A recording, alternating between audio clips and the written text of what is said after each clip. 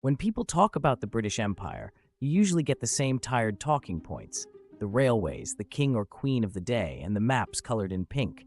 Civilization, order, progress, that sort of thing. But here's the bit they skip. The British Empire wasn't built on manners and military discipline, it was built on addiction. From opium to tobacco, tea to rum, the empire ran on substances that kept people hooked and kept the profits flowing. It didn't civilize the world, it sold it a habit. Welcome to Tenfold Gold, and today's hot take on history. The British Empire was built on drugs. If you're into history that kicks the myths in the shins, give us a like, smash that subscribe button, and ring the bell, because we've got a lot more awkward truths coming your way. Let's start with opium, the empire's most lucrative dirty secret. In Bengal, British administrators turned entire regions into industrial-scale opium farms. Farmers weren't asked if they fancied it, they were coerced into growing poppies instead of food. Why? Because opium could be processed, packed, and sold for a fortune. And who ran this lovely operation? The British-owned East India Company, basically a drug cartel with a royal charter. It cornered the market, controlled supply, and ensured the product kept flowing out of India, whether the locals liked it or not. The British didn't just grow opium, they built an entire infrastructure around it: warehouses, transport routes, military protection.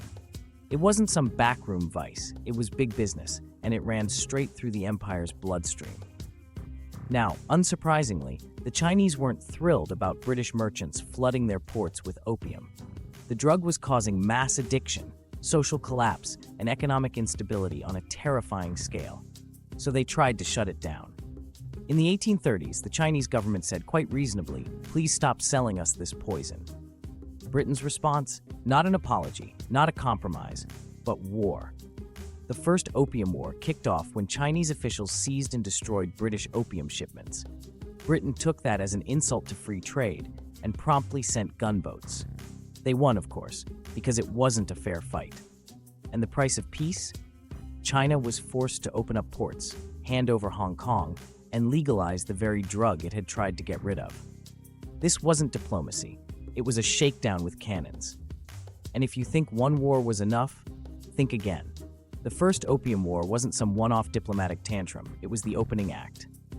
When China tried again to push back against opium in the 1850s, Britain doubled down and launched a second war, this time dragging France along for the ride. And the reason? Not national defense, not protecting civilians. It was about the right to sell drugs, plain and simple. British newspapers spun it as defending trade. But let's be clear, this was about protecting profits built on mass addiction.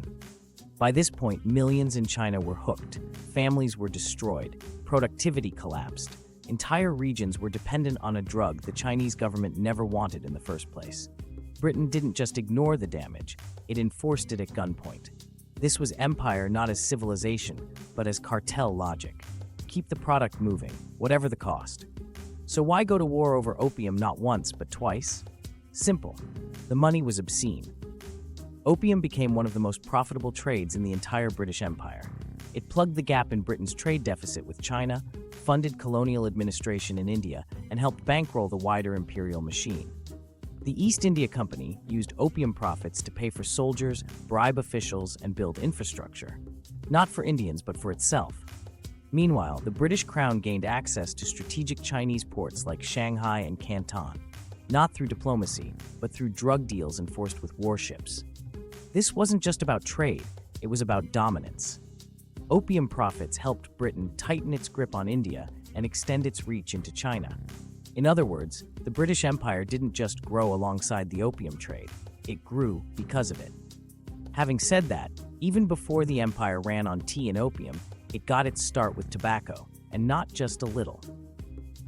In the 1600s and 1700s, tobacco was the gold rush of the New World. British colonies in North America, especially Virginia, were practically built around it.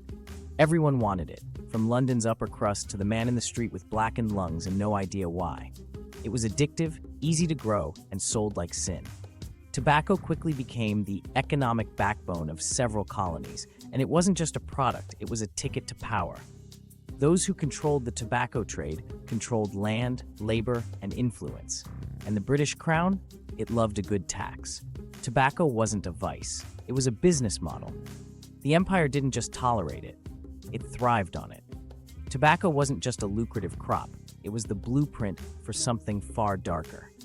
As demand exploded in Europe, British planters needed more labor to meet it. And that's where the Atlantic slave trade stepped in. Tobacco helped normalize the plantation model, vast fields worked by enslaved Africans under brutal conditions. It laid the groundwork for a system that would later expand to sugar, cotton, and more. In short, tobacco made slavery profitable long before it became industrial. Ships sailed from Britain with goods, traded them for human lives in Africa, then brought enslaved people to the Americas to harvest the next round of addictive exports. This wasn't a footnote, it was central to how the empire funded itself. Tobacco didn't just fill British pipes, it filled British coffers, soaked in human suffering. The genius, if you can stomach calling it that, of the empire's tobacco trade was how thoroughly it monetized addiction. From seed to sale, Britain had its hands in every pocket. The colonies grew it. British merchants shipped it, the government taxed it, and the public, bless them, just kept puffing away. It was a perfect closed-loop system. The product was addictive, which meant repeat customers.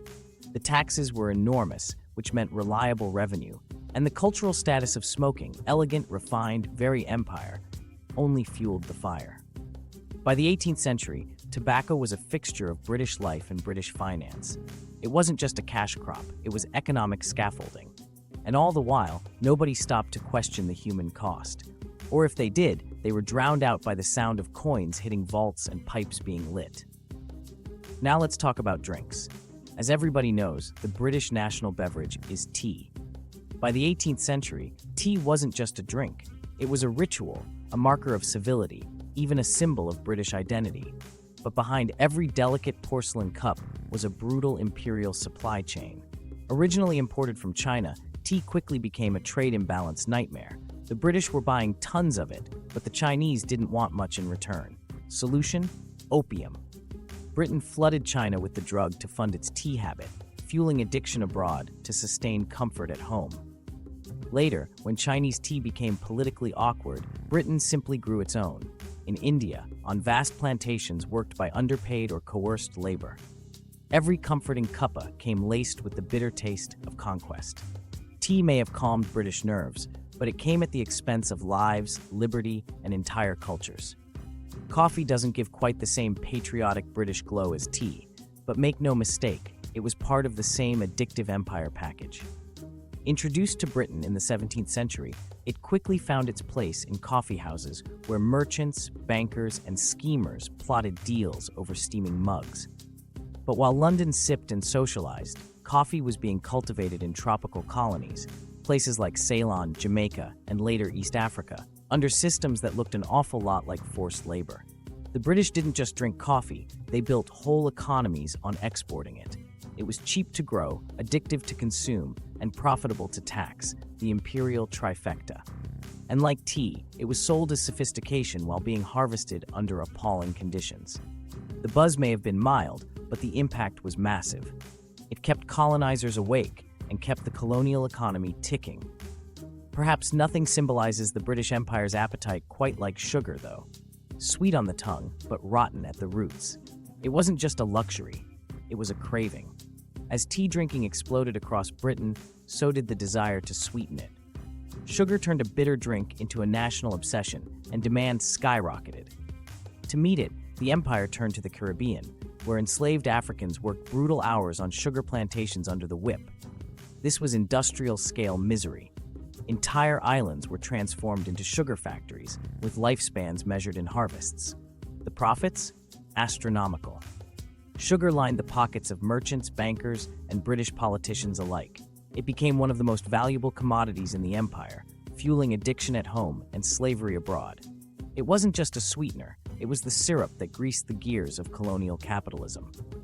On top of all of this, Imperial Britain also traded heavily in booze. Rum, in particular, played a sinister role in what's known as the triangular trade. Manufactured in the Caribbean from sugar, grown by enslaved labor, rum was shipped to Africa, where it was traded directly for human lives. Barrels of liquor swapped for people, who were then shipped across the Atlantic to work plantations and produce the next round of sugar to distill into rum. It was a grim cycle, powered by alcohol, addiction, and exploitation. And it wasn't just some shady side deal, it was built to the imperial system. Rum was currency, control, and commodity all in one. Britain didn't just drink to empire, it distilled it, bottled it, and sold it by the barrel. In many corners of the empire, alcohol wasn't just a trade item, it was a tactic. Colonial administrators quickly realized that a tipsy population was easier to manage than an angry one. So spirits were distributed as payment, as reward, or just as a way to keep people docile. In parts of Africa and the Caribbean, alcohol was dumped into local economies like a suppressant, numbing resistance, fueling dependence, and quietly eroding community structures. It wasn't accidental, it was policy. Alcohol smoothed over uprisings, quieted unrest, and turned colonial control into something less visibly violent, but just as effective. Britain didn't just use force to rule, it used intoxication. The empire knew how to win battles, but it also knew how to blur the edges until people forgot they were fighting at all. The British Empire told the world it was bringing civility, trade, and moral virtue. But peel back the Union Jack, and what do you find? Opium Wars, enslaved sugar fields, tobacco plantations, and barrels of rum used as currency. This wasn't an empire fueled by high ideals, it was an empire built on addiction. Not just selling drugs, but creating demand, enforcing dependence, and calling it prosperity. The legacy of all this is still tangled in our history books, Britain's national identity, and the stories we tell ourselves over a nice cup of tea. If this video's made you rethink what the empire really stood for, give it a like. If you want more uncomfortable history served up without the sugarcoating, hit subscribe. This is Tenfold Gold, and we'll be back soon. Probably saying something else that'll upset your Year 8 history teacher.